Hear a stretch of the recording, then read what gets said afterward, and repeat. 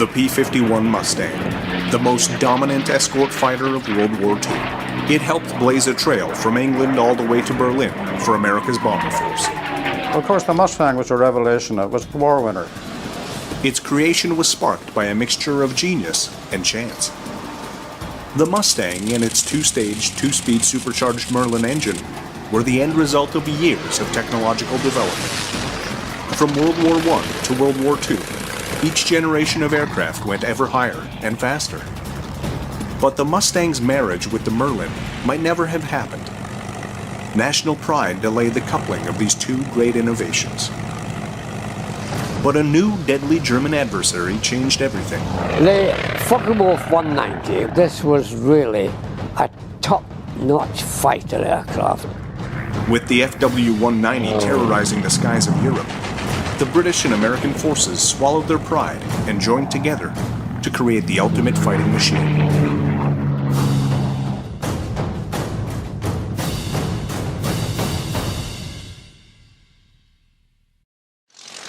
December 17, 1903. The Wright brothers' aircraft, the Wright 1, successfully takes off, initiating the dawn of aviation. Man had already taken to the skies with gliders and balloons, but this was the first time that an engine had propelled him into the air. The Wright 1's engine was a crude design by today's standards and put out 12 horsepower only. It was an inline engine, meaning that its cylinders, 4 in total, were mounted in a straight line, a layout that would inspire some of the most advanced piston-engined aircraft ever created. Though a simple design, the Wright engine was innovative. It was the first engine to make use of a lightweight cast aluminum crankcase. Every pound counted. With a heavier engine, the Wrights may not have made history that winter's day in North Carolina. Aircraft weight and power would continue to be important to the evolution of flight. World War I was approaching, and the newly formed air forces of the world needed reliable engines with enough power to sustain flight during operations. From France would come a new type of power plant to take the fight into the air, the rotary engine. Rotary engines operated differently than the inline ones used by the Wright brothers. The cylinders were arranged in a radial pattern rather than a line. When the engine was fired up, the crankshaft remained stationary, while the crankcase and cylinders rotated around it. A rotary engine had one giant advantage over the inlines of the era. It was much lighter, and thus gave a pilot better performance during combat or while trying to evade an enemy. However, the rotary engine was not without its shortcomings. It had poor fuel economy, as it was often run on full throttle. It also provided an unpleasant ride. Castor oil was mixed with the fuel mixture for lubrication, with the side effect of heavy fumes, smoke, and an oil shower for pilots. Turns with a rotary-powered aircraft could prove treacherous. As the whole engine rotated, it produced a gyroscopic effect. A turn to the right, at full power and low level, could end with the death of a pilot.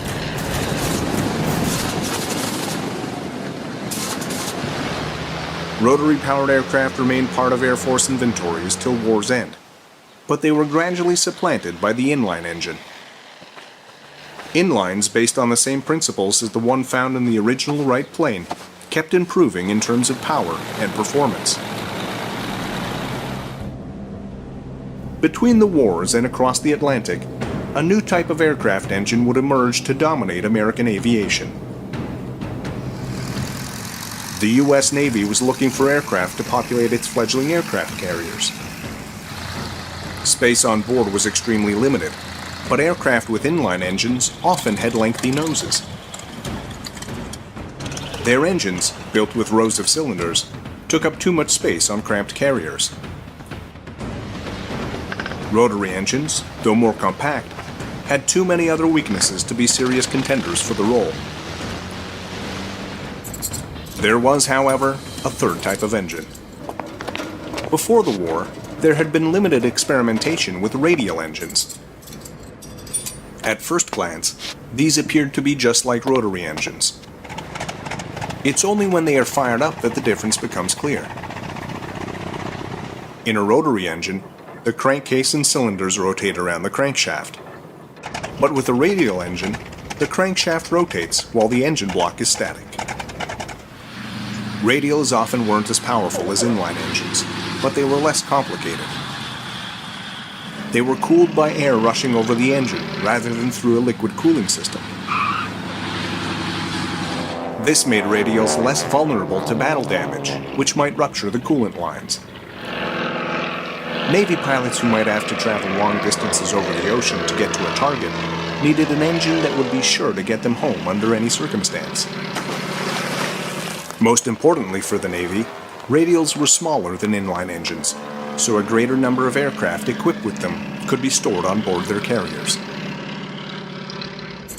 The Wright Aeronautical Corporation, a successor to the original Wright Brothers Company, used their aviation expertise to create the first reliable radial engine for the Navy, the J-5 Whirlwind.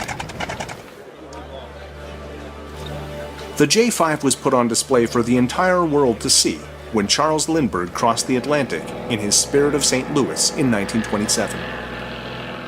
His flight solidified the reputation of the J-5 radial as a dependable power plant. The budding airlines of the world were looking for engines to power their airliners and to bring their passengers across continents and eventually across the globe safely. Reliable radial engines seemed to be the ideal choice.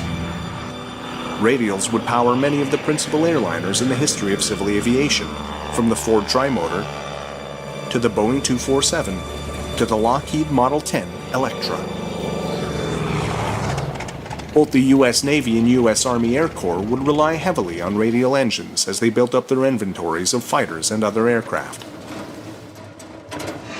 In the 1930s, the U.S. had just one inline engine in development, the Allison V-1710, an engine that would one day power some of America's great fighters. At the time, relying on radials seemed a prudent decision, but in the years to come, and in the battles ahead, it would leave the U.S. playing catch-up with their allies and enemies in Europe. In Europe in the 1930s, air forces and aircraft manufacturers were looking for speed above all else as they designed the next generation of fighters. Using streamlined designs and powerful V-12 inline engines, they pushed their aircraft to speeds over 350 miles per hour. Their inline engines were not only more powerful, they also helped to create more aerodynamic airframes. Their elongated shapes allowed for more streamlined designs as compared with radials. Inline engines may have been more vulnerable to attack due to their complex liquid cooling systems, but no matter how durable a radial engine is, speed kills in a dogfight. Inline engines were built to provide just that. It was from this European obsession with speed that some of the legendary fighters of World War II were born, including the Supermarine Spitfire, the Hawker Hurricane, and the Messerschmitt Bf 109. Beneath their elegant frames purred ever more powerful inline engines from Rolls Royce and Daimler-Benz respectively. In the middle of 1940, the pilots of the RAF tested their mettle and the endurance of their fighting machines in some of the most spectacular air battles of World War II. Vice-Fuhrer Göring had promised to destroy the RAF and thus facilitate the invasion of Britain. Göring had at his disposal an armada of medium bombers protected by a deadly fighter force. The result of the Battle of Britain during those few vital months of 1940 is well known. There was a heavy toll in fighters and pilots on both sides. British and German engineers tried to squeeze every ounce of power from their engines. Any tiny advantage could be the difference between life and death. With Britain and her industry under direct attack, she looked to her old colony more than ever to provide her with desperately needed aircraft. Even before the Battle of Britain, the British Purchasing Commission had already been shopping for additional aircraft. The US's initial offer of fighters was not well suited for the high-altitude dogfights taking place over Europe. This was partially due to the American engines available. The US had concentrated on radial engine production instead of inline engines like the ones so popular in European fighters. They did have the Allison engine, the V1710. Like the British Rolls Royce Merlin, it was a 12-cylinder inline engine, but it had a complex turbocharger often difficult to fit into an aircraft. To boost power in the thin air at high altitudes, the Allison engine used the heat of its exhaust to power a turbine and thereby increase the airflow and power. One American aircraft, the Lockheed P-38, had the extra space needed to house the turbocharger. It was a big twin-engined aircraft to begin with and had space in its tail booms for the extra equipment. But given the size of the P-38, it wouldn't have fared well against nimble single-engine German fighters in a dogfight. America had other smaller fighters powered by the Allison engine, the P-39 Airacobra and the Curtiss P-40 Warhawk. In both cases, their manufacturers failed to include Allison's turbocharger. The P-39 had an innovative layout, with its engine situated mid-fuselage, behind the pilot. It was designed to house both the Allison engine and the turbocharger.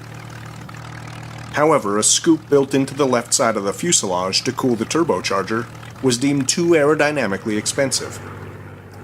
Both the scoop and the turbocharger were eliminated from the production design.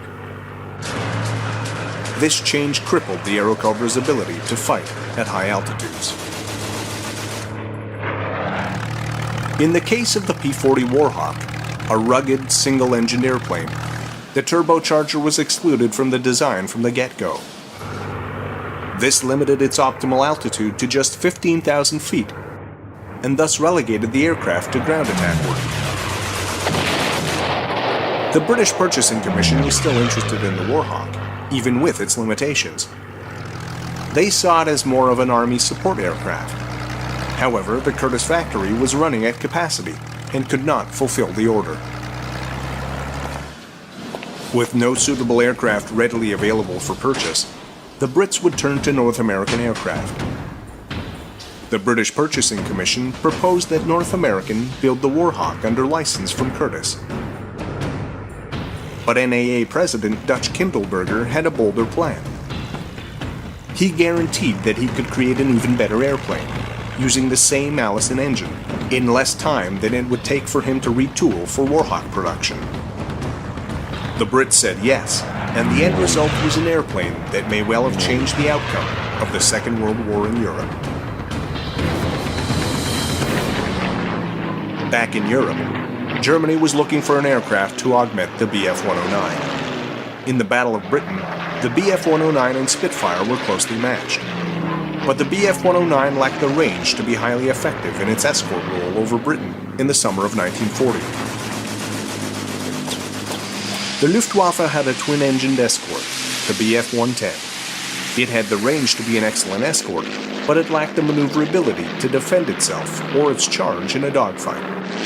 It also used two Daimler-Benz 605 engines, making it an expensive sitting duck for British interceptors. Looking for a quick solution to their escort dilemma, the Luftwaffe even considered having the 110s tow 109s into battle to conserve fuel. But in the long run, using two aircraft to perform the role of a single fighter was an even more wasteful solution. What the Luftwaffe needed was a dedicated single-engine aircraft to fill in for the Bf-109 on longer-range missions. And ideally, something to give them a decided advantage over the British fighters of the time. However, the Luftwaffe wanted to have its cake and eat it too. They wanted a new fighter, but they didn't want to sacrifice any of the precious 605 engines meant for the Bf-109. To the consternation of the Luftwaffe, most of the new submissions for fighter designs from German industry were to be built around this very same engine. To solve Germany's escort woes, one man, Kurt Tank, Focke-Wulf's legendary designer and test pilot, did what was almost unthinkable at the time. Since the start of the war, British and German designers had relied upon powerful 12-cylinder inline engines to power their fighters. Tank dared to build Germany's next fighter around a bomber's radial engine. The air-cooled BMW 801 radial engine had plenty of power and had proven reliable in the Ju-88 and Do-217. But radials in a fighter were a rare sight in Europe. It was difficult to build this aerodynamic a fuselage to house them in, as when constructing one for a slender inline engine. Though an unconventional design track, Tank saw two reasons for encouragement. Firstly, the National Advisory Committee for Aeronautics in the US had already done research on improving airflow around radial engines. Over time, they had developed the NACA cowl, which at least helped to reduce drag. This was a simple ring which fitted snugly around the cylinders of a radial engine. It not only made the engine more aerodynamic, it also improved cooling. Secondly, Tank observed that the US and Japanese navies were employing several modern carrier aircraft, all with radial engines. Aircraft like the F-4F Hellcat and the Japanese A6M-0. The lightweight Zero had been almost unstoppable in the early part of the Pacific War. Tank had continued to explore ways of improving his new radial-engined aircraft and reducing the drag effect, although some say his greatest task was selling the radial idea to the ministry. If that was the case, the bureaucrats must have been quickly won over by Kurt Tank's first prototypes. Given the designation the Focke-Wulf 190, and unofficially known as the Butcher Bird, the Luftwaffe's latest fighter was rushed into production. Fortunately for the Allies, the FW-190 arrived after the close of the Battle of Britain. In the summer of 1941, 5 Mark V Spitfires flying over the south coast spotted several radial engine fighters in German markings. At first glance, they were mistaken for US-built Republic Lancers. It was a deadly case of mistaken identity. The aircraft were, in reality, early model FW-190s. The Spitfire pilots who survived the ensuing battle lived to tell just how quickly their comrades had been lost. But Britain's greatest loss that day was not pilots or planes. The battle marked the day Britain lost air superiority to the Luftwaffe. The RAF had to do something, and fast.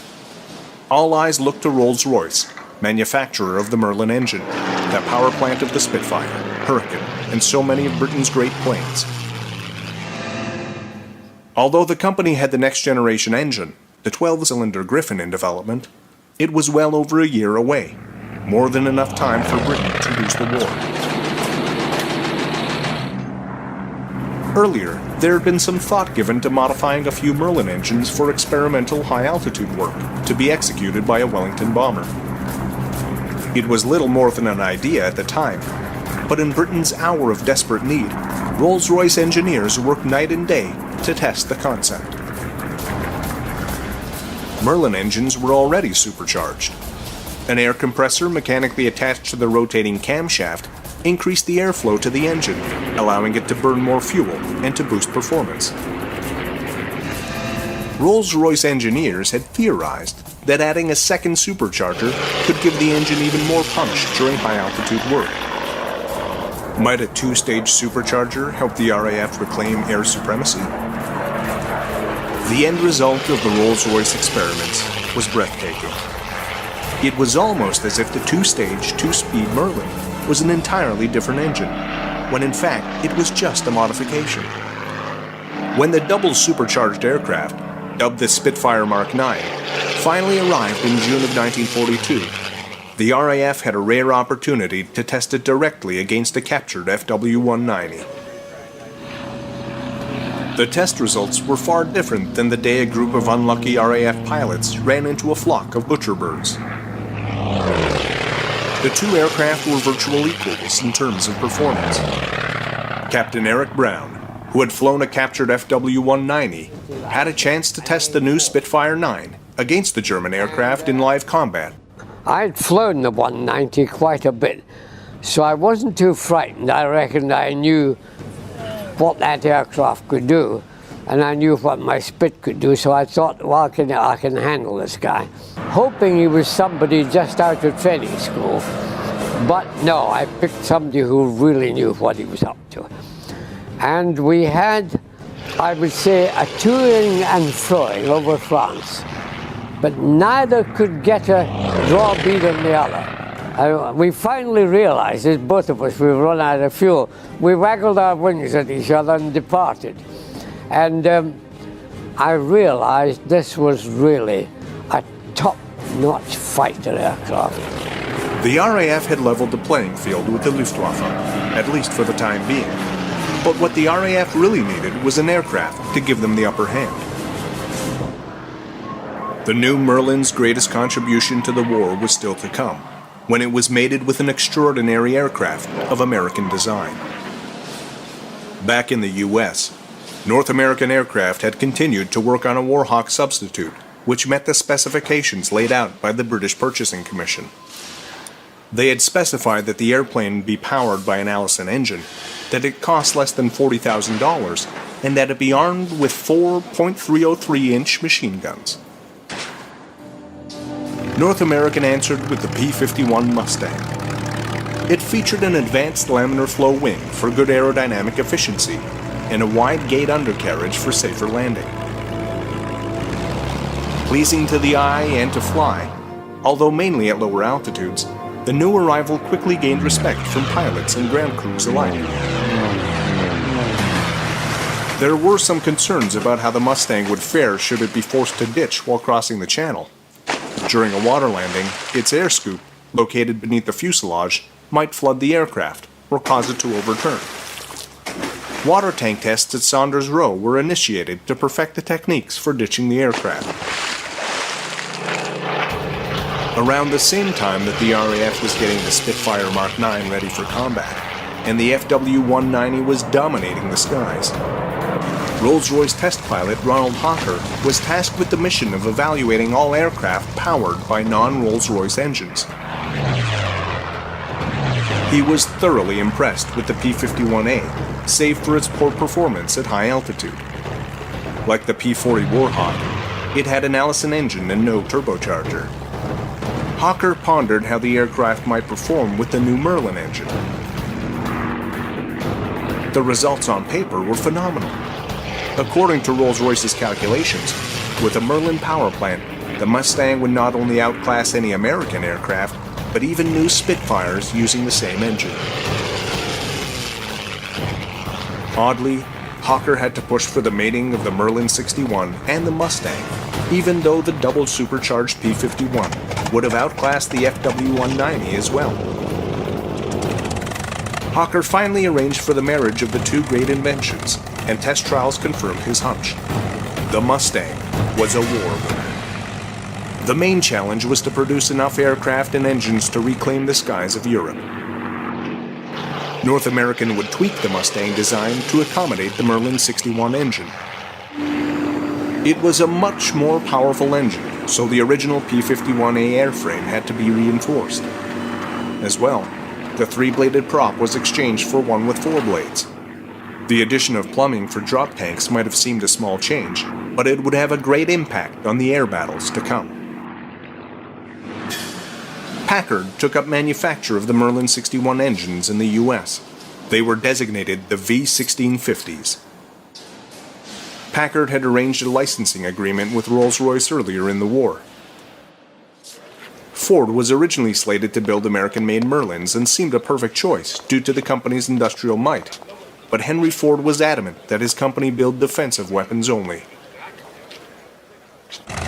North American's double supercharged aircraft, the P-51B and P-51C, first took flight in the spring and summer of 1943.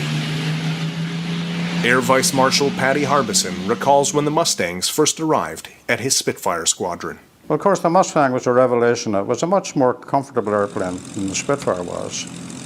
And I have heard people talk about the relative merits of both. They were both war winners. The Spitfire was built as an interceptor. It could outturn a Mustang and it could outclimb it. But it didn't have the legs the Mustang had. And of course, if you can't get to where the fight is, you're not too effective.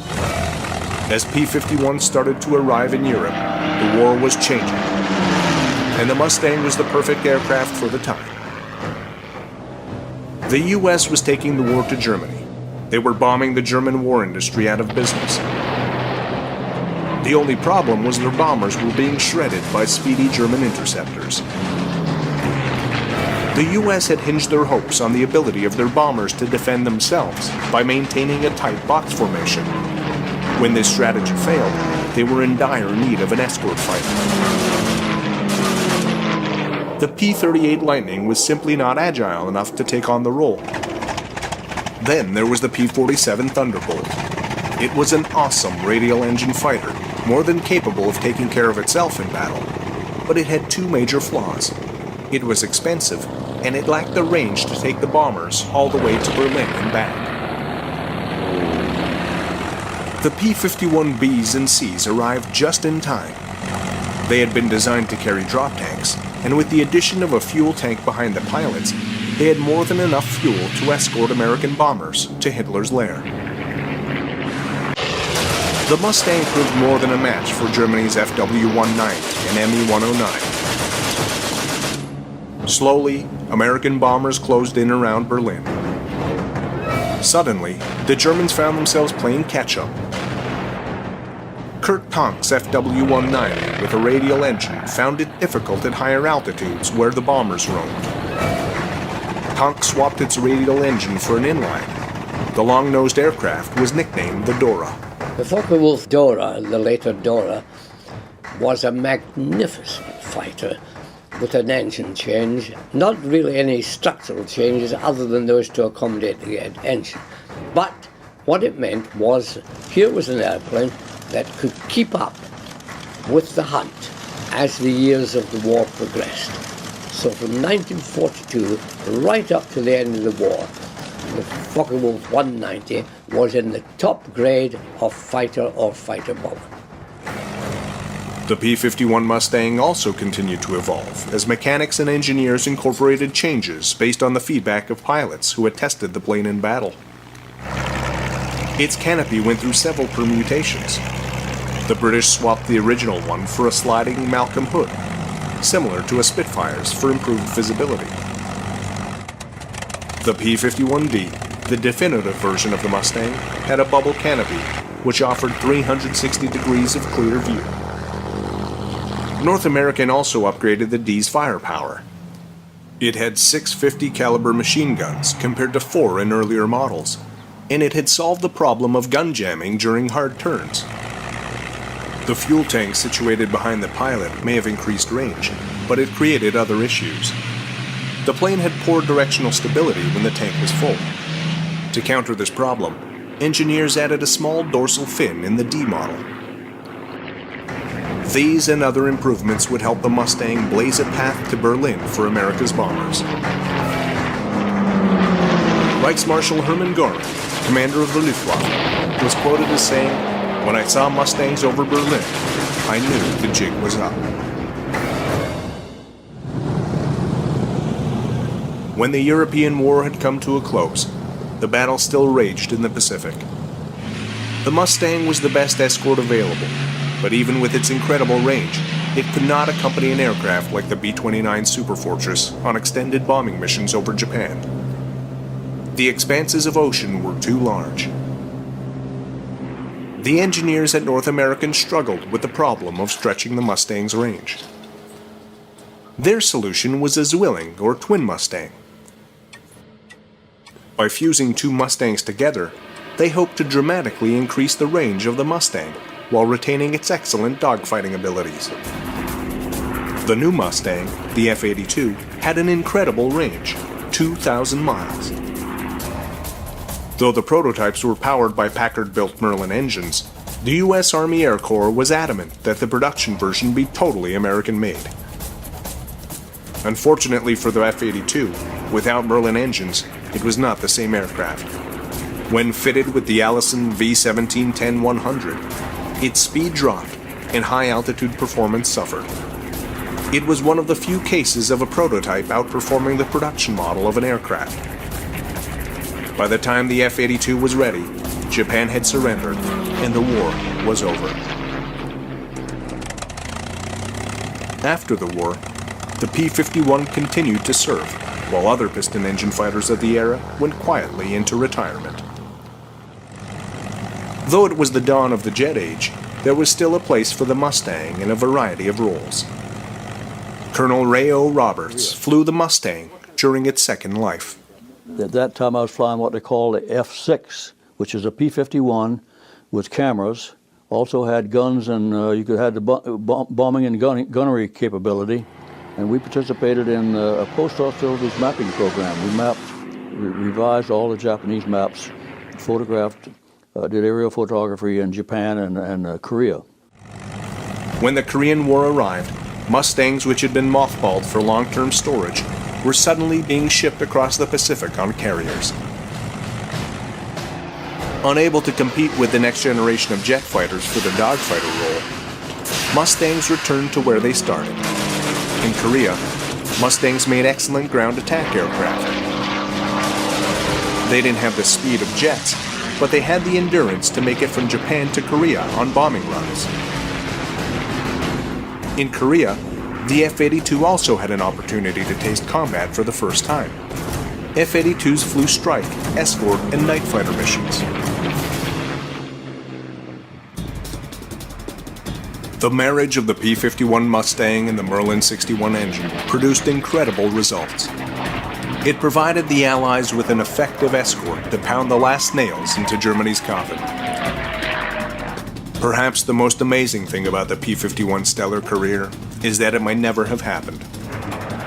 If the Merlin and Mustang had never been mated at the suggestion of Hawker at Rolls Royce, the P-51 might have had a humdrum career as a reliable ground attack aircraft, rather than an elite dogfighter. It arrived at the right time and the right place in history, just when the Allies needed an escort fighter. The P-51 was the end result of years of aircraft and engine development. Though jet-powered aircraft would supplant it, the impact of the Mustang and Merlin in military history cannot be unwritten or denied.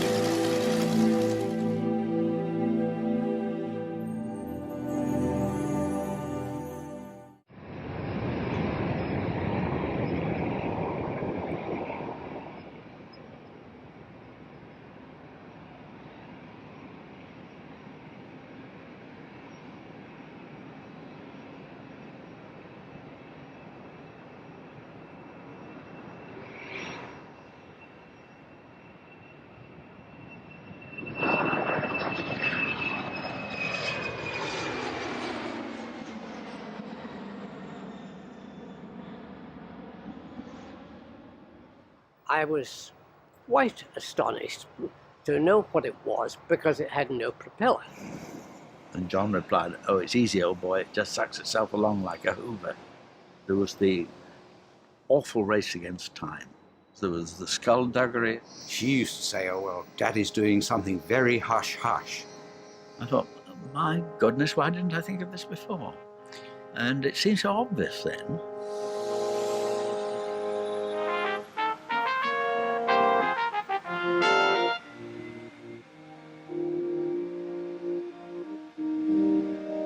A small English church is the last resting place of a man who didn't just change the face of the earth. He enabled us to see what it actually looked like. His name was Frank Whittle.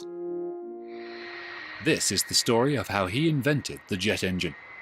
He overcame all the odds, only to see the British government almost throw his idea away and miss a chance to shorten the Second World War.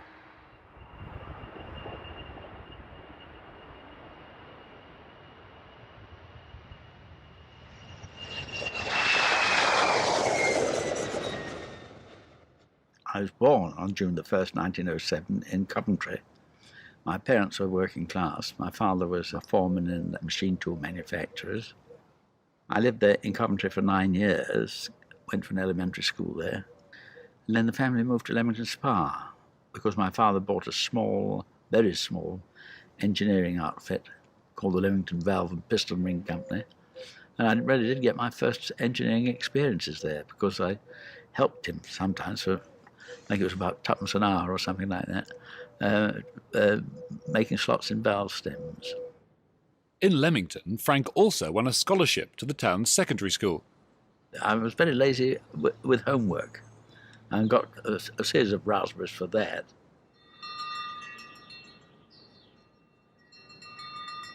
But at the end of term, I would often do quite well. For instance, I'd come top of maths, something like that.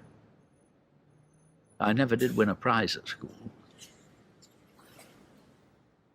But I did an awful lot of private study. I used to go down to the library in Leamington Spa and study all sorts of things which are not in the school curriculum.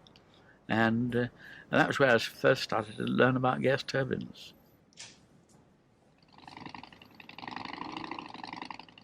I was always attracted to flying from my earliest years almost.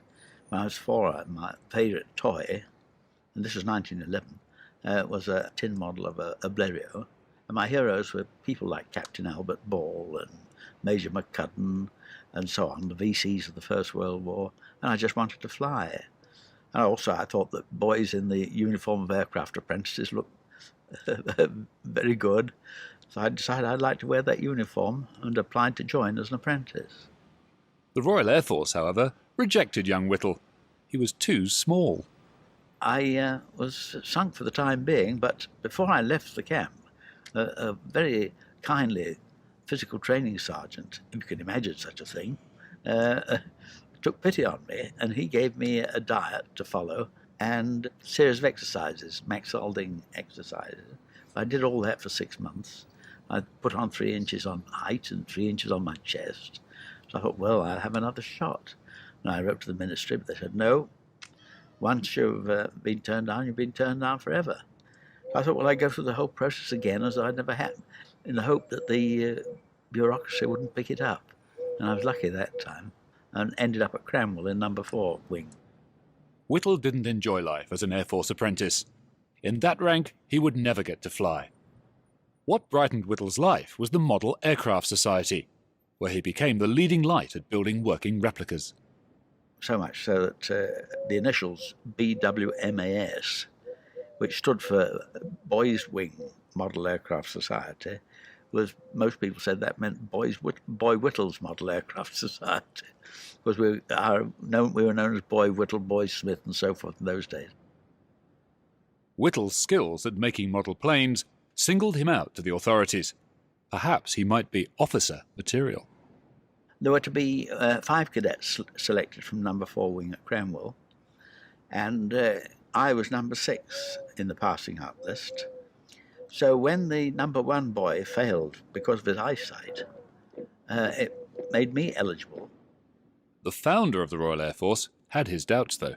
Lord Trenchard nearly stopped it because I hadn't been a leading boy and I hadn't made no kind of a name in sports, on which a lot of weight was put in those days.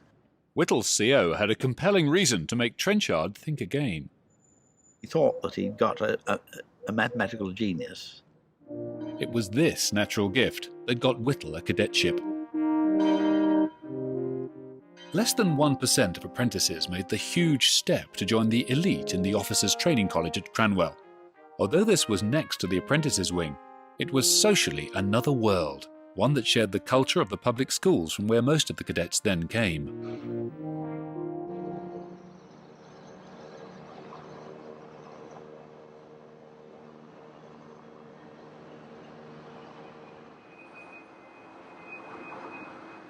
In the bleak Lincolnshire countryside, Frank Whittle's life now took a new direction.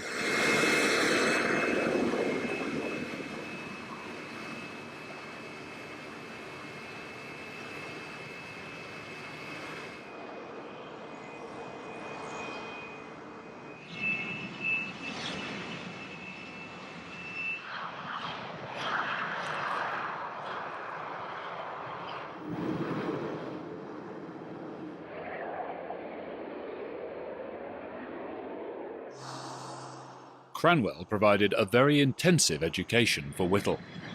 For the cadets, just as it is today, the highlight of the course was the flying lessons. I learned to fly on the Avro 504K. That was a very ancient type of aeroplane, 1911 type, and it sort with a toothpick between the wheels, you know, to prevent it tipping over on its nose, which in reality it helps it to tip it over on its nose, or even turn upside down. Whittle was soon a daring, even overconfident pilot, and one who had his fair share of accidents. I have to confess that I wrecked 2 or 3 aeroplanes. 3 at least, yeah. The first one, I got lost and wanted to get back to Cranwell when the visibility had deteriorated very badly. It was the day, incidentally, of the cross-country run at Cranwell, which all cadets hated. And most of my fellow cadets thought I'd done it to get out of the cross-country run.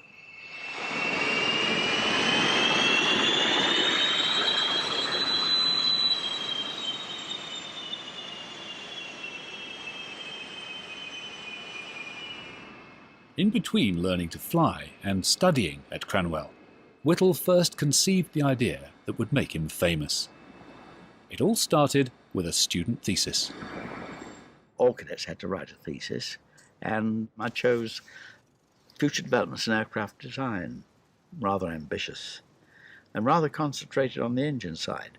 But the main thing in that thesis was that I arrived at what I now know was the well-known Breguet formula. I wasn't familiar with it at the time, connecting speed, range, engine efficiency, and so forth. And to me, that meant that if you wanted to go very fast and far, you would have to go very high, heights of 50,000 feet, that sort of thing, at heights where the piston engine obviously wouldn't work, and at speeds which where the propeller wouldn't work. So I started to look for a new kind of power plant. Whittle prepared this paper during the first half of 1928, but his findings at Cranwell were the fruit of the 5 years he had by now been training there. My Cranwell thesis, when the professor marked it, he wrote on it, in effect, he didn't really understand it, but he gave me 30 out of 30, which I thought was quite satisfactory. Whittle envisaged flying speeds of 500 miles an hour, at a time when propeller planes struggled to reach 150. These machines were noisy and shook the pilot terribly. That's because their engines were actually car motors on a bigger scale with many moving parts. Whittle felt an aesthetic dislike for such power plants. The problem with the piston engine as you go up height, even though you supercharge it, is that the power drops off as the air gets thinner, and there eventually comes a point where it won't generate enough power to turn itself over against its own friction. Whittle's idea would use the same principle as a balloon filled with air. When this escapes, every child knows what happens. But it wasn't clear how an engine might recreate such a force. I considered a piston engine driving a fan inside a hollow fuselage, and then thought, well, why not throw that piston engine away, up the compression ratio of the fan, and substitute a turbine for the piston engine? And there was the turbojet. By now, Whittle had left Cranwell, but his search for this solution had preoccupied him ever since. It didn't come to me out of the blue for the simple reason that I've been trying to find it for 18 months. But just the thought, get rid of the piston engine and substitute a turbine, you might say that came out of the blue. Whether I was having a bath or whatever at the time, I couldn't tell you. Whittle's plan proposed just one moving part. This would be a shaft with a compressor, driven by a turbine at the other end. It would work like this. The compressor spins round, sucking air into combustion chambers at many times atmospheric pressure. Here, this air is mixed with vaporized fuel and ignited. The hot gas created expands through the turbine, turning the shaft, and escapes into the atmosphere. It is this continuous force which propels a jet aeroplane along. The turbojet concept brought with it so many natural advantages. A very big factor in favour of a jet engine was that when you went up high, the air temperature was very low, very cold, and that benefited the compressor a lot. It meant that you could get much better conditions for the compressor. And the other thing is that in a normal turbine, the velocity coming out of it is wasted. In the case of the jet engine, that was completely used.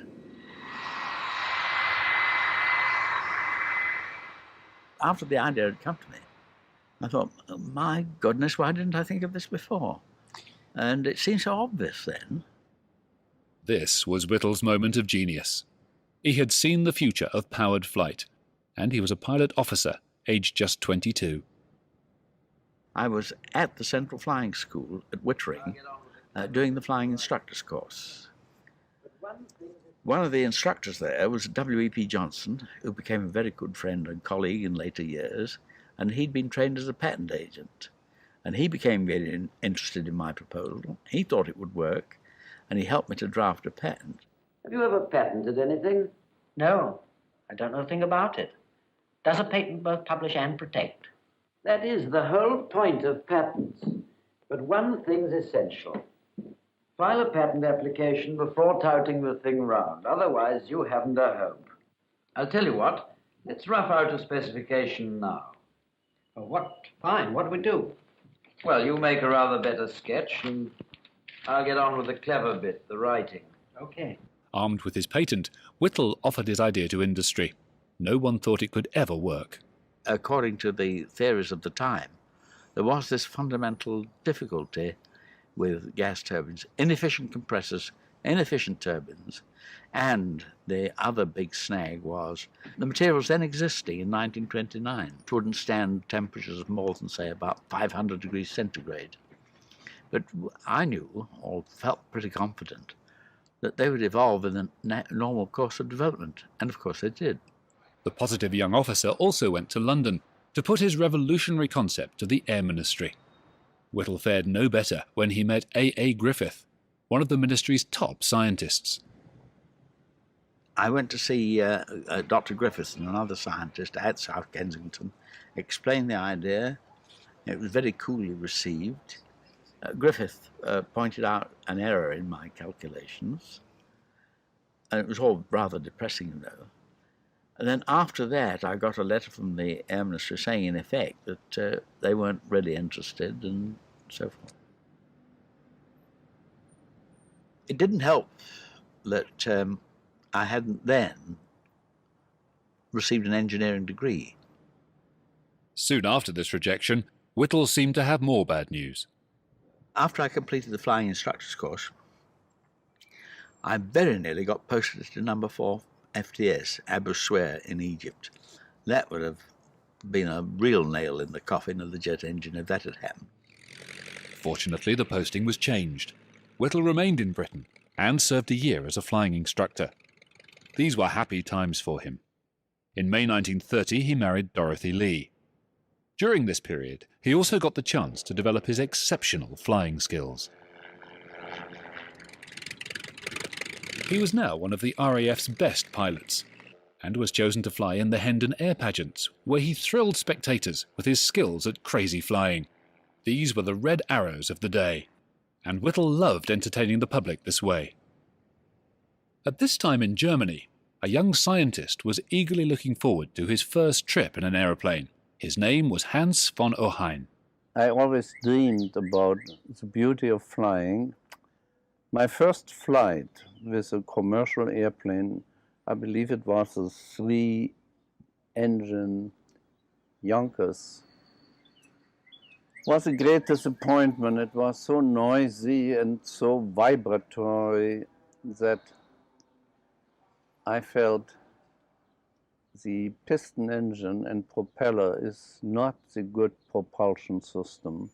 The elegance of flying is destroyed by it. The sight of smoke rushing from chimneys inspired von Ohain to think, if that force could be created by a turbine, maybe he could make a smoother aero engine. High speed was not the primary goal.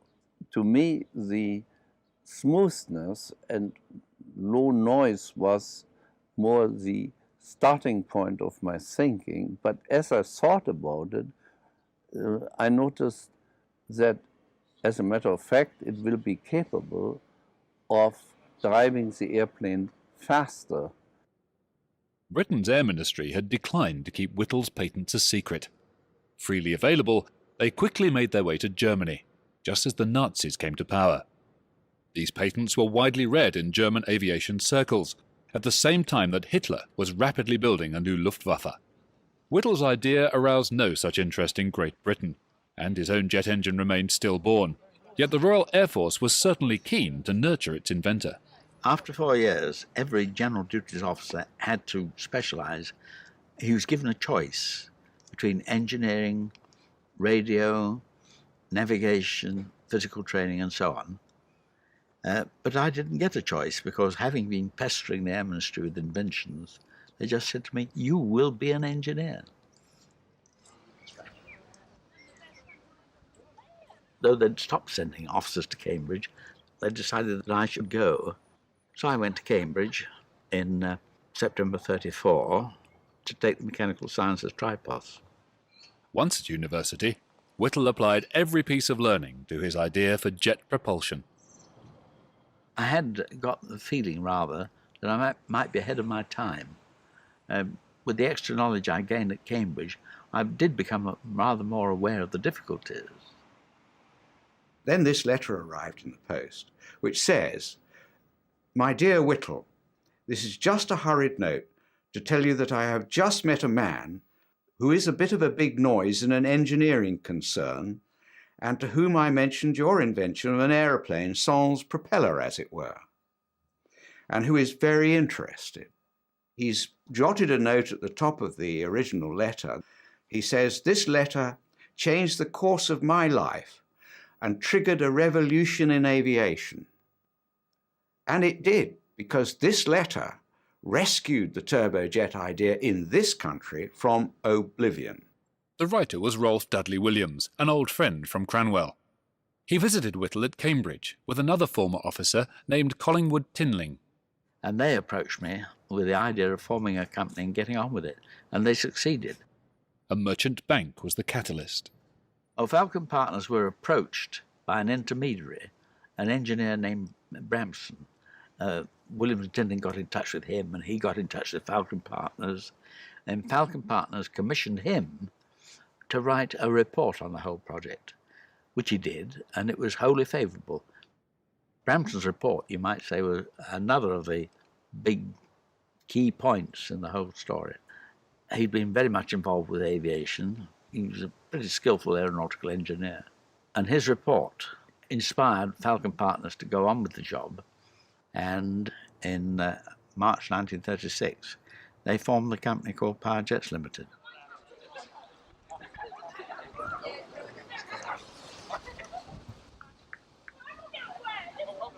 Whittle told his backers the project had a 1 in 30 chance of success. The Air Ministry quickly added another obstacle. One clause said that I was not to work more than 6 hours a week on the job. But of course, that didn't operate as an effective control on me. I worked practically full-time. At Cambridge, Whittle also had to fit in the task for which he'd gone to university in the first place. And I very much wanted first-class honours. So I had to work like hell because I was designing the jet engine and preparing for my finals at the same time. And that was a very difficult thing to do. I succeeded in getting my first, happily, and then was able to turn back to the jet engine. Whittle approached a manufacturer in Rugby to build the world's first jet engine. British Thomson Houston made steam turbines. Whittle drove over from Cambridge, rehearsing what he'd say to persuade the huge company to accept a contract. He succeeded, when all he could offer them was £2,000, well below what his project really needed. The proper scientific way to go about the job would be to build a compressor and test it, build a turbine and test it, build combustion chambers and test it, and then put them all together when the results from each were satisfactory. But the cost for that would have been about £30,000, and there was no hope of getting that amount of money. So the only thing to do was go ahead with the complete engine. What we were doing was trying to prove the engine right from the word go. In a cavernous Rugby workshop, Whittle set to work on this huge challenge. The BTH built the engine, and I stood over it more or less while it was going on. I felt that we were going to be all right as far as the simple centrifugal compressor was concerned. I felt that the turbine was going to be all right, but I was uneasy about the combustion problem because we were aiming at 24 times the kind of combustion intensity that was obtainable in those days. But the engine became ready for running proper on April the 12th of 1937. A lot of people said it wouldn't even turn itself over. What did happen proved the very opposite. I gave a signal with my hands to raise the speed with the electric motor to 2,000 RPM, and that was done. And then I opened the main control, and it started all right.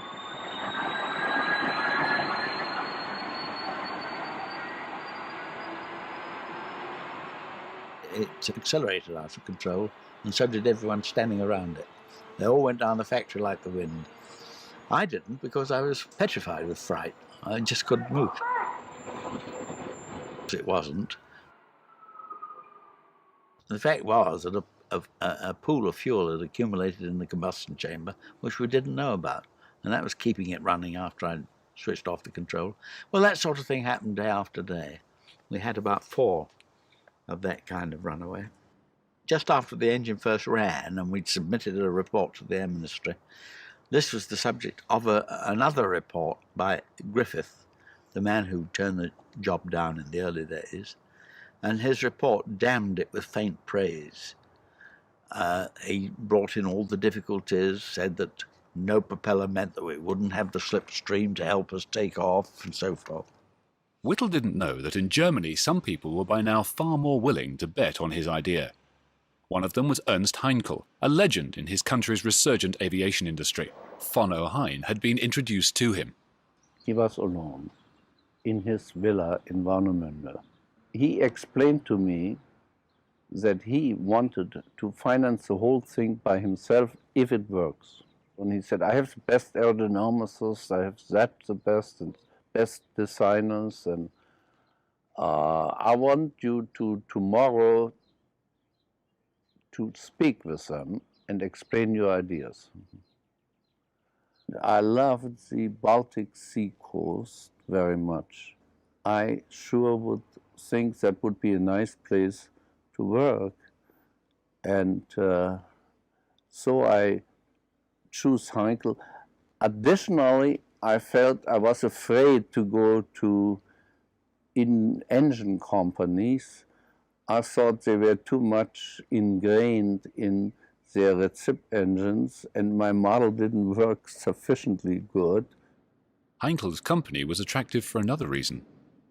The whole development was very inexpensive, but when we would have asked for more money, we would have gotten it. So money was not a problem. By contrast, the power jet's kitty was empty. As the Nazi threat grew, Whittle had a war winner, yet Britain was set to abandon it. There were several things which hampered progress. In 1937-38, the worst was the tight financial situation. Our financial backers began to get cold feet. They had, quite unrealistically, expected that within a matter of a month or two, we would have an engine capable of flying in the stratosphere. Well, of course, we had breakdown after breakdown, and they began to lose heart. And they did not produce the money that they promised. The Air Ministry were very hesitant to help because we were in financial difficulty. After we'd first run the engine and shown that it at least was self-driving, they did agree to a very limited contract. The ministry's grudging help only created new problems. as soon as they gave us the contract, we came under the Official Secrets Act. That meant that we couldn't tell people what we wanted their money for. You can't go to someone and say, look, we've got a damn good idea, would you let us have some money? We can't tell you what it is, but it's very good. No, we couldn't do it. By 1939, Britain had spent just £7,000 on Whittle's jet. His very position on the project was perilous. At the end of June, he was actually due to leave Power Jets. On his last day there, Whittle had to impress an important visitor with his engine. On June the 30th of 1939, we managed to get a big breakthrough in the attitude of the Air Ministry, in that Pye, Director of Scientific Research, came up to see the engine run, and we managed to keep it going for about 20 minutes in his presence, and he became a complete convert. So much so that he agreed that an engine for flight should be ordered, and that an aeroplane to use it should be ordered too. When I drove him back to the station to get his train back to London, I had the curious experience of him explain to me all the advantages of the engine, that it could run on any fuel, that it was vibrationless, etc., etc. And I just sat quietly. I was only a squadron leader at this time. I thought, yeah, you're telling me, old boy. This, of course, was the big turning point in the whole job. The turbojet was saved for Great Britain, but Germany, unaware of Whittle's breakthrough, already had a jet plane. I was very certain that it would work. But, of course, you always feel there's a danger. And we had made not too many pre-tests. We ran the engine before it flew perhaps several hours at the very most. The support of a huge aircraft company had enabled Hans von Ohain to overtake Whittle. Heinkel's HE-178 was ready just days before war broke out. Test pilot Erich Varsitz was eager to take off. He started and then he disappeared. And after a while he came back and we thought, oh, he's landing. He didn't. He made another round and we said, oh my God, he must like it. But we didn't have the airplane very filled up with gasoline. He landed and stopped the airplane just where Heinkel stood. And he said everything functioned beautiful and the engine worked well, and he was really himself, very enthused. We had a nice festival. A jubilant Heinkel rang General Ernst Udet at the German Air Ministry. I learned later on he called Udet and he said, hey, congratulations, but let me sleep. That's an ungodly time. By now, Frank Whittle had been forced to move Power Jets from Rugby to a scruffy foundry at nearby Lutterworth. Ladywood Works was the name of the site. Today, there's nothing to show that history was once made here. But in these buildings, Britain slowly expanded its jet program. In 1939, we only had just a handful of about half a dozen. And at the beginning of 1940, we began to build up a team, and I was very careful in picking real quality. You know, first-class honours Cambridge, first-class honours Oxford, Imperial College of Science. We were advertising. Of course, we couldn't say what we were advertising for. And when we were interviewing them, we couldn't tell them what we wanted them for, although I think some of them guessed from the questions we asked. Whittle's charm and enthusiasm at once inspired his new team to strive for the impossible. The noise and lack of space at Ladywood forced Whittle himself to work at Brownsover Hall, a country house nearby. Here he worked through the night, desperately aware that his work could shorten the war, and drove himself to nervous exhaustion. My memory of him really was just somebody always working. And when he was at home, if he took any time off, say Sunday, he would sit in his chair by the fire at Broomfield, and we'd be there with his slide rule, which of course people used in those days to do their calculations, and bits of paper all over the place, working, and a little bit of time for myself and my brother, but not much, not much. As Britain entered its most critical phase of the war, The expanding team at Ladywood was galvanised by a new order to prepare engines for a prototype jet fighter. Codenamed F940, we know it as the Gloucester Meteor.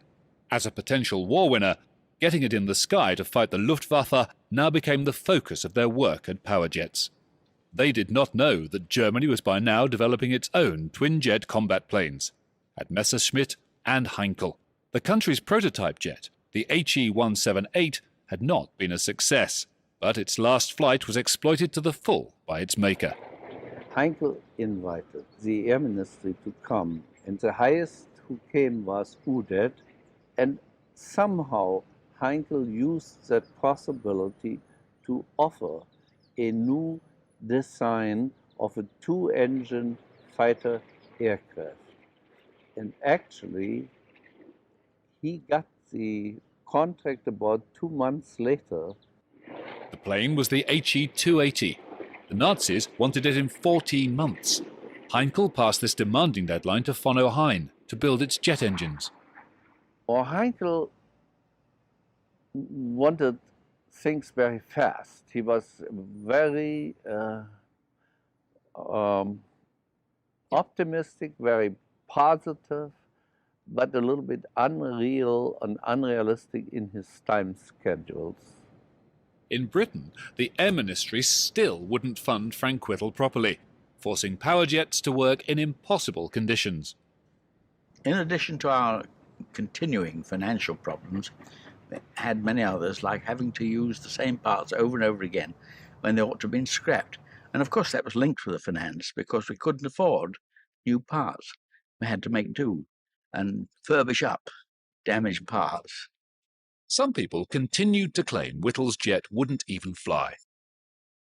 By May 1941, his engine was ready to go in Britain's first jet plane, the experimental Gloucester E-28-39. For its maiden flight, the top-secret aircraft was taken to Cranwell, where the jet story had begun. The Power Jets team followed, full of hope. On the same day, a young naval pilot, Eric Brown, was forced to land at Cranwell. Today, he's one of the few surviving witnesses of this historic occasion. When I landed, I was a bit astonished to find so many civilians present. And when I went to check in at the mess and asked what was going on, there seemed to be almost an air of conspiracy about the whole place. And nobody would give a straight answer to this. We'd been out the day before for some taxiing trials. And then on May the 15th, the weather looked as though it wasn't going to work out. So I went back to Lutterworth. That morning I went to Control Tower to check if the weather was good enough for my own flight to Croydon, but it obviously wasn't. And they said, would I mind doing a weather check for them? Anyway, I landed, and they said, would I be prepared to do a further weather test in the afternoon? And then we got a message to say that the weather was clearing, so I rushed back to Cranwell again. And in the evening, Jerry Sayre did the flight. An airplane was rolled out with a shape well, not so much the shape, but the construction of which I'd never seen before, because it had no propeller. And an extraordinary whining noise came from it, and it taxied out to the end of the runway, and after a while eventually took off. And I was quite astonished to know what it was, because I'd never heard at this stage in my career. And he held it on the brakes and ran out the engine to full speed, released his brakes, and then he hopped off in about 600 yards. Quite an impressive takeoff. Then he held it down level and then glided. One of my colleagues, Pat Johnson, W.E.P. Johnson, slapped me on the back. He said, "Frank, it flies." And in the tension of the moment, I rather rudely said, "That was bloody well what it was designed to do, isn't it?" And it landed successfully, and immediately it landed, it was absolutely inundated with people rushing out and congratulating the pilot. So I realized something quite extraordinary had taken place. People in the area hadn't heard that particular kind of noise before, and you couldn't really hide it, however secret it was supposed to be. One officer was said to have asked another one, "How does that thing work, John?" And John replied, "Oh, it's easy, old boy, it just sucks itself along like a hoover." Another story was that someone who claimed to have been an eyewitness said there was a Merlin engine inside the hollow fuselage with a little propeller. And he'd seen it. He was a reliable witness, he claimed. Well, everybody gravitated towards the officers' mess. And so I followed on, and there was quite a lot of hilarity going on in a corner of the room. I asked what it was all about, but still nobody would reveal what was involved. But it was quite obvious. It was something quite momentous. The flight vindicated Whittle. Britain's new jet plane was better than anybody had realised. One event particularly brought the point home. The ministry gave us permission to open up to 17,000 just for one flight. And at that engine speed, it did 375 or 380. Anyway, it was faster than the Spitfire. The news reached London and Winston Churchill. He ordered 1,000 Whittles. Alas, the E-28 could not be a warplane. Hence the disappointment felt behind the scenes up at Cranwell. I would have preferred it to have been the Meteor, which was then on the stocks, because that was the combat aeroplane, whereas the E-28 was just an experimental aeroplane. Whittle's jet served notice on all piston engines, a notice that fast reached their manufacturers. They now demanded their share of a product none had invented, and which they'd rejected for years. Because of the war, Whittle would have to share his secrets with them. All this, of course, was putting power jets into a weaker and weaker position from the commercial point of view, and that we had to swallow because it was a wartime situation. And I and several other of my team were serving officers, and we had to put national considerations before commercial considerations. That was very dominant in my mind. Whittle played a selfless, patriotic role, in which he offered his knowledge freely to the British aviation companies.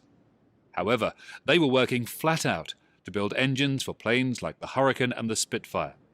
So in 1941, Great Britain turned to the United States, then at peace, for backup in manufacturing its jet engine. The Americans had only been told about Whittle's power plant earlier that year. Ironically, their top scientists had dismissed the concept in 1940. They concluded the gas turbine engine could hardly be considered a feasible application to airplanes. The British government expected to keep the rights in Whittle's invention, and did not intend to give it away to a future competitor. But that's inevitably what happened. We shipped over the engine in parts in the Bombay of a Liberator, also with the team, who were horribly frightened lest the pilot should pull the wrong lever and they'd all drop into the Atlantic. The company selected to build the engine was General Electric. For America, the jet story began the night of October 4th, 1941, with the arrival of a highly secret engine assembly at a Boston airport. It was Britain's now famous Whittle turbojet, the first jet engine successfully produced and flown by the Allies. Gentlemen, I give you the Whittle engine. Consult all you wish and arrive at any decision you please, just as long as you accept a contract to build 15 of them. General Electric had that engine, their engine, version of the W2B, called the Type I, on test in April of 42, so just rather less than 6 months, which is astonishing. And even better than that, 6 months later, the Bell Aircraft Company had their twin-engine jet flying. It was agreed that I would go over and help them out. And so I went over at the end of May. I went to Lynn under an assumed name. They insisted I use an assumed name. I called myself Whittle. There were times when I forgot it, like in the hotel I would waking up, sign for my early morning coffee, and forget that I was supposed to be using an assumed name, and of course sign the real one. I'm told that that didn't matter really because the waiter was an FBI man. In the Great Republic, Whittle was treated royally, and he in turn was astounded by what he found there. It was most satisfying to see the work GE were doing because, well, they got on with the job so fast. It was remarkable. And their enthusiasm was most inspiring. And I thought at the time, if only I'd had that kind of cooperation a few years earlier, what a difference it would have made. In America, doctors found that Whittle was by now battling with severe ill health. Back in Britain, the problems that caused it had only got worse. The engine that was destined to be the power plant of the Meteor was a more powerful version of the experimental engine, really. There was no major difference. It looked quite similar from the outside. The Royal Air Force eagerly awaited the Meteor, but Powerjets was not allowed to produce the engines for it. That job had been contracted to a car maker, Rover. Gloucesters were getting on with the job fairly well, but Rovers were making an absolute nonsense of the engine. They just hadn't got the people who could do the job, and they thought they knew what to do. The situation became so bad that it looks as though there would be a complete hash of everything. The Rovers were making such a poor job of the engine that the order for the production of the Meteor was cut right back. Rover tried to redesign its engines and held up the Meteor by 2 years, but there was also dirty work. We intended that the Rover company should be subcontractors and only subcontractors, but unfortunately they went behind our back to the ministry and trying to get direct contracts, and eventually they succeeded in doing that. And instead of being subcontractors to us, they in effect became competitors who had the advantage of having all our information handed to them on the orders of the ministry. In December 1942, a solution was at last found to the problems with Rover. Rolls Royce took over the job of building Whittle's engines. But the mighty company would only weaken Powerjets further. Ernest Hayes was the chief executive of Rolls Royce. He was responsible for the Rolls Royce part in taking over the jet development. Of course, he had come to realize that this was the future of the aero engine. And since Rolls Royce then were one of the most prominent aero engine firms in the world, he wasn't going to be left out. I would call him an honest rogue, because when he was going to do the dirt, he told you he was in advance. And one of the things he said to me on one occasion was, he said, "We're going to be the center of this job, and nothing you can do will stop us." By 1943, the Rolls-Royce having made such a big difference to the prospects of the engine, the ministry agreed to reinstate the production of the Meteor. With Whittle's engines, the plane finally made its first flight that year. Yet it should have been ready 2 years earlier. And had the Air Ministry pursued Whittle's idea back in 1929, a similar plane would have been available by the start of the war to repel the Luftwaffe. Lives would have been saved. The war even shortened. At least the work of Frank Whittle could now have a bearing on how that war was fought. I thought that he was doing something quite important, because every time I asked my mother what he was doing, she used to say, "Oh, well, Daddy's doing something very hush-hush." I didn't become aware that he was anybody out of the ordinary until 1944 in January, when they made the whole thing public. And then the house became surrounded by reporters. We had been working in complete secrecy until early January 1944, at which time, for reasons I don't really know, the British and American governments decided to make an announcement about it. It was like the world blew up around me. The shock was very considerable. Whittle and his engine dominated the front pages. Says here in the Daily Herald, "I knew Frank had a secret," says his wife. So the cat is out of the bag. How strange it seems to be able to talk about it. It may mean that I shall be known throughout the world. In any case, my younger son Ian is a far brighter boy than I was at his age. I think he will be a success, the success of the family. Had you seen that before? No, I've never seen that before. Oh dear, how wrong. As industry reaped the rewards of Whittle's genius, new jet fighters joined the Meteor. First off the drawing board was de Havilland's brilliant Vampire. The pilots loved their new equipment. Although the planes remained highly secret, as Eric Brown discovered when he came to fly them. When I was allotted to the jet flight at Farnborough, of course it was a top secret flight, and it was in a hangar at the far side of the airfield, well away from the main activity, and there were RAF regiment guards there with guard dogs, so it was very highly guarded at the time. Once inside, the plane was a revelation to Brown. We're getting into the cockpit of a jet airplane for the first time. You are struck by the wonderful view, because in a tricycle undercarriage, no propeller or large engine ahead of you, it is quite remarkable. And once you start up the engine, although to listen to a jet, if you're outside the cockpit, it sounds thunderous. When you're in the cockpit, it is incredibly quiet. Frank Whittle often visited Farnborough to check how his invention was performing. It was quite obvious he was itching to get his hands on it and fly it. But we were always alerted that he was coming, and a little memo would be passed round saying, would you make sure that the 2839 was not serviceable for flight on that particular day?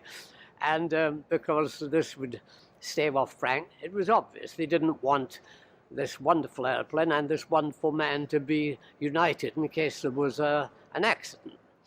So he twigged this pretty soon, and I think he played along with it. In July 1944, the Gloucester Meteor became the first jet fighter to enter operational service, when the Air Force allocated its initial supply of planes to 616 Squadron at Manston in Kent. By now, the Luftwaffe could no longer mount air raids over Britain, but these Meteors were quickly put to work, intercepting a lethal new menace, the V-1 guided missile. Germany's flying bomb terrified the Londoners who were its target. In the skies over Kent, the Meteor pilots sought to prevent V-1s reaching the capital. Some used their wingtips to flip the missile over, so it crashed. Around this time, Allied pilots were startled to find themselves being attacked by a German plane with no propeller. This was the Messerschmitt 262. Germany's own jet program had by now advanced to this sophisticated design. It had been chosen instead of the HE-280. The Nazis never liked Heinkel and had cancelled his promising jet fighter. Yet it could have been mass-produced by 1944. By contrast, the 262 arrived late and was rushed into battle too soon. In Britain, meanwhile, Frank Whittle seemed at his peak. He was a national hero, while his company now had a custom-built factory from which to expand. He had a clear vision for its future. I always wanted to include manufacturing in our duties. In 1944, power jets had reached the point where they were able to produce, say, batches of 40 or 50 engines. And we had a first-class nucleus for proper manufacturing organization. Power jets also had some outstanding work in progress. Whittle was already planning the second generation of jet engines. There was the LR1 turbofan, which would have been the first turbofan in the world. There was the engine for the Miles M52, the supersonic aeroplane. Those were our two big projects which we had in hand. LR1 stood for Long Range 1. Whittle saw the scope for jets that would fly planes further as well as faster than pistons. But he would need a more efficient engine. From the earliest days of the turbojet engine, I was bothered by the fact that it has a basically low propulsive efficiency, about 50% as compared with, say, a propeller at moderate speeds of 80%. And so the answer to me was that we must gear down the jet in some way. And that led to the concept of the turbofan, for which I took out a patent in 1936.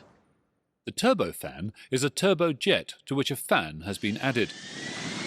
This fan causes air both to flow through the core of the engine and to bypass it. This additional jet of cold air increases thrust and improves fuel economy.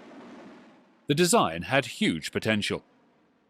With a turbofan, you can expect propulsive efficiencies of 75% or even better if you have a very large bypass ratio. As piston engine bombers approached their design limits with planes like the Lancaster, Whittle saw a timely use for his new bypass jet. As the war progressed, in 1943, for example, I came to the conclusion that it could be the answer to a long-range bomber for the Pacific War. We also visualized it as an engine for a transatlantic aeroplane. Whittle was already predicting long-range jet airliners and the kind of engines they would need. But it was the other powerjet project that would grab people's attention. The engine for the supersonic plane, the M52, was an aft fan with afterburning, and all tacked onto the back end of a W2700 jet engine, and that should have given sufficient power for the Miles M52 to do 1,000 miles an hour. I think it would have done it. Despite its huge potential, Whitehall never felt comfortable with powerjets. It was a private company, but its driving force was a serving officer, and it was publicly funded. The fault lines were clear. I realized that there was a complete mess from the contractual point of view. There were no effective agreements, and no one except powerjets had risked any money, except the government, of course. And I felt that the government, having put in $2 million, that all the companies should be nationalized, forming a collective turbojet establishment, and of course I hoped that powerjets would be at the top of the pyramid, with myself as chief engineer. Whittle's proposal was considered in the high levels of government. Sir Stafford Cripps, the Minister of Aircraft Production at that time, used what I'd said to get the ministry out of the mess that they'd created by nationalising powerjets only, which relieved them of all their undertakings. It was expected that powerjets would still continue with its advanced engine projects. But then other firms began to create difficulties. They said they weren't going to have the government competing with private enterprise. So considerable pressure was brought to bear on the ministry. And the minister caved in to the large aero engine companies. So we, the people who had pioneered the whole thing, were deprived of the right to design and build engines. Sorry. That was too much for myself and my leading team members, and most of us resigned. The supersonic plane and the turbofan project had by then been cancelled. The civil servants found a reason to justify this loss. Believe it or not, the minister said that people wouldn't want to fly at speeds more than about 250 miles an hour. As Whittle left powerjets, he was acutely aware of the commercial opportunity that was now at stake. The position in 1945 and 1950 was that Britain was really ahead of the world in all forms of gas turbine development, but stupidly we allowed the lead to slip away. In 1945, the Allies discovered the Germans' impressive range of jet planes and their designers. After the capitulation of Germany, I was at that time in Farnborough the CEO of the captured enemy aircraft flight. So I was sent to Germany and to look at their advanced aircraft, and also at the same time to interrogate their designers and test pilots. Amongst them was von Ohain, and naturally I wanted to know what his connection with the Whittle patent had been in Germany. But he was not going to answer this question. He was very non-committal and sidestepped it as much as he could. Brown flew the various German jet planes, including the Messerschmitt 262. The Allies already knew that its engine, the Jumo 004, was a sophisticated axial flow design. Now they could compare its performance with that of the less complex British jets. So a more efficient engine in many ways. It was highly unreliable. The Jumo 004 in operational service had a scrap life of only 25 hours. And the engine, when I flew this engine, I found it extremely sensitive and difficult to handle because it did not like quick throttle movements, either accelerating or decelerating. Any quick throttle movement, either way, could possibly cause a flame out of the engine. Whittle's jets were more reliable, but he could take them no further. The course of events brought anguish. I think my mother was most distressed by what was happening to father. She was most distressed. I could remember her crying about it at times, because she would tell me, "Oh, Daddy's so unwell because of what's happening, and it is such a shame, and how can they treat him like this?" Yes, it's very sad for her. He managed to soldier on in the RAF. He was an Air Commodore in 1946, but in the end, by 1948, he'd been declared as unfit for flying, and somehow that was the last straw, and he and the RAF both agreed that he should retire, and he did. It's been very sad for him. Oh, very sad, yes. The Air Force was everything to him. The public knew none of this and saw a war hero receiving his just rewards. In 1948, Whittle went to Buckingham Palace to collect a knighthood. He also had a financial award for his invention, which was good for the time. Worth nearly £3 million today, it would soon become clear he was greatly under-rewarded. He sought a role, but his stature made him hard to place in an industry he himself had founded. No engine maker hired his services. In many ways, I paid quite heavily for the work I did. There was the awful race against time. That dominated life. On top of all the technical difficulties, there were the financial difficulties, there was the skullduggery of people who were messing things up, and it was frustration after frustration, and it took its toll. I began to have a series of nervous breakdowns, and for years, it was years before I really recovered my health.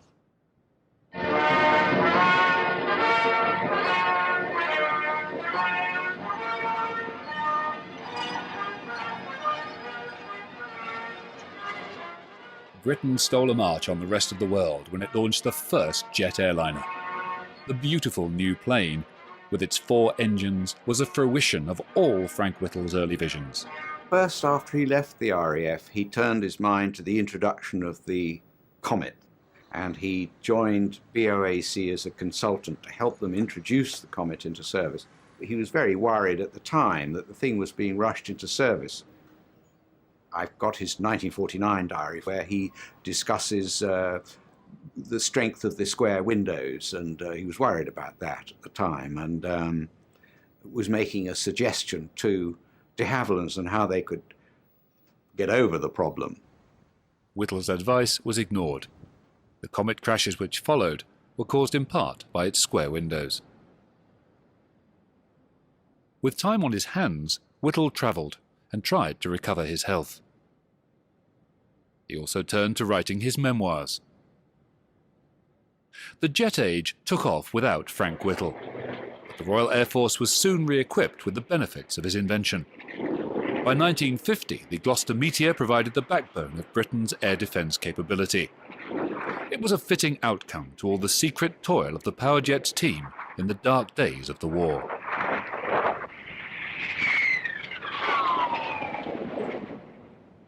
The nation did at last build its own supersonic fighter, in the shape of the English Electric Lightning, while jet engines also powered an awesome British fleet of nuclear bombers. But the country could never really afford such planes. They would later play an important role in the Falklands campaign, but were destined to become museum pieces.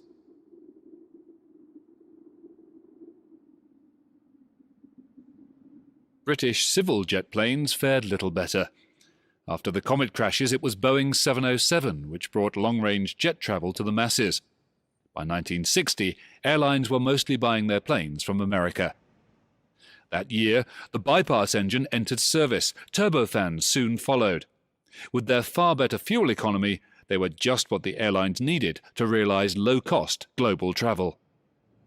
For Frank Whittle, it was the ultimate vindication of his wartime vision, and revealed the sheer folly of cancelling his pioneer turbofan.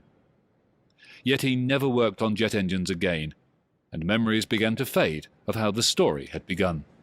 I think in this country they were beginning to forget all about Frank Whittle by the 60s and 70s. It was all so different in the United States. They were so much more gung-ho. They were very good at slapping him on the back and telling him what a good chap he was. In 1976, Whittle went to live in America.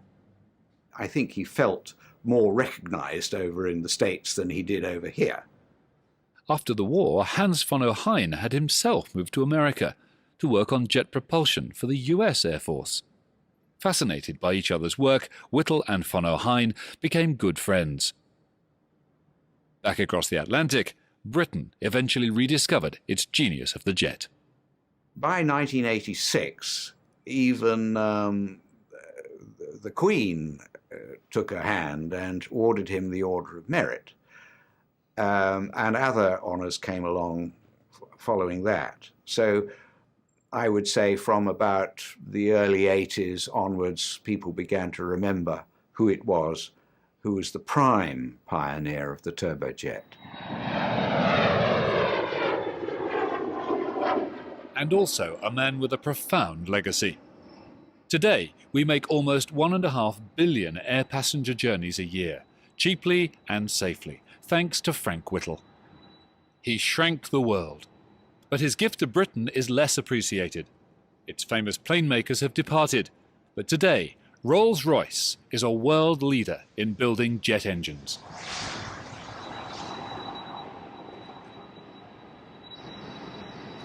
I'm often asked how I feel about it, and it's a question I find very difficult to answer.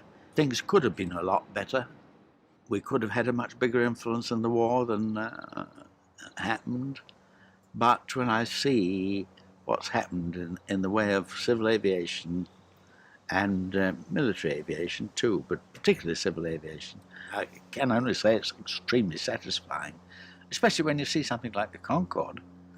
And one of the things you see I never foresaw when I was working on this thing is that I would be a passenger crossing the Atlantic in 3.5 hours. And incidentally, another thing I didn't foresee is that I would have a son who would be flying 747s as a captain in Cathay Pacific. Kai Tak Aerodrome at Hong Kong had a very interesting approach, a curved right-hand turn right down to almost a touchdown.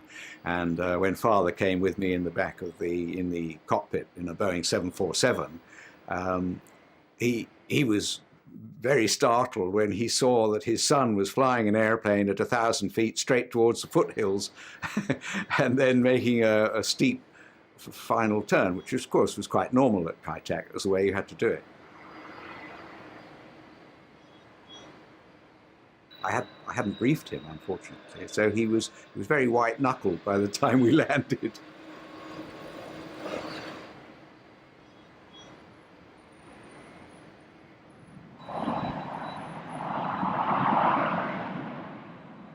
He was continuing to theorize in aerodynamic improvements and aero engine improvements until the end of his life. He always took an active interest in Concorde and looking into a second-generation SST, supersonic transport, and making recommendations and speaking publicly and privately amongst the industry to try and encourage the airframe manufacturers to take the risk and embark on another generation of supersonic transports.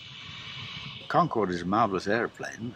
I've flown it many times, but I'm looking forward to the next generation of supersonic transports, which I think should be capable of carrying 300 passengers for distances of the order of 4,500 miles, like San Francisco, Tokyo, at speeds of about a Mach number of about 2.3. That's getting up to 2,000 miles an hour, as compared with the Concorde's 1350.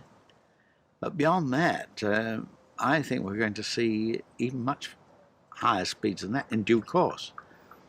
Unfortunately, they're going to be very expensive propositions.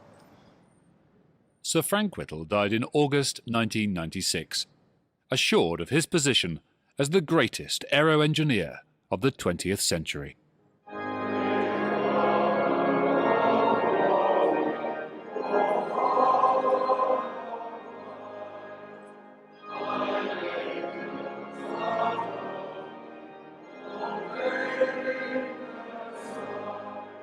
the Royal Air Force paid fitting tribute to its distinguished son with a memorial service at Westminster Abbey.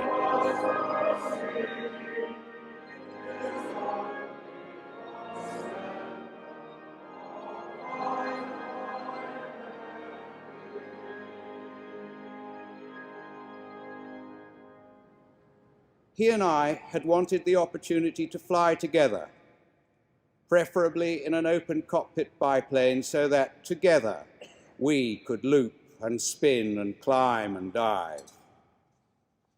This modest ambition was never realized for one reason or another. The nearest we got was when I flew him to Hong Kong in a Boeing 747. On the last morning of his life, I leant over his bed and said, "Dad, let's put on our kit and go flying." He opened his eyes and looked at me and smiled. That evening, with Hazel holding his hand, he died. And I wondered if he went flying, and if he did, if he went on his own, or did he have a companion?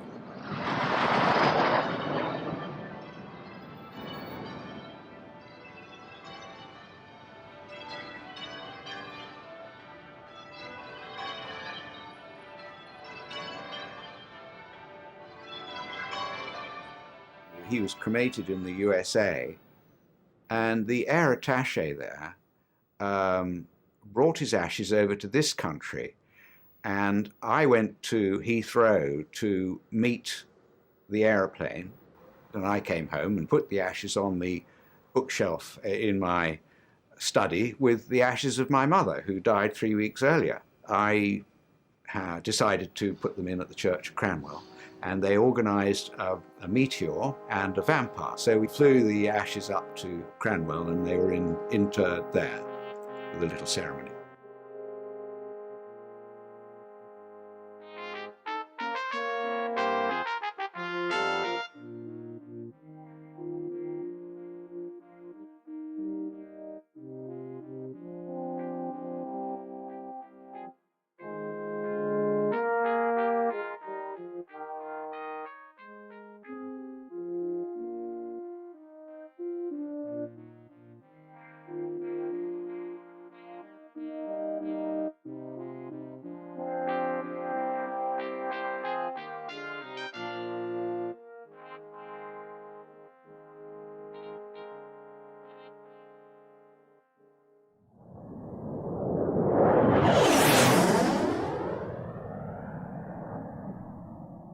If you enjoyed this video, please remember to like and subscribe. And as always, thank you for watching.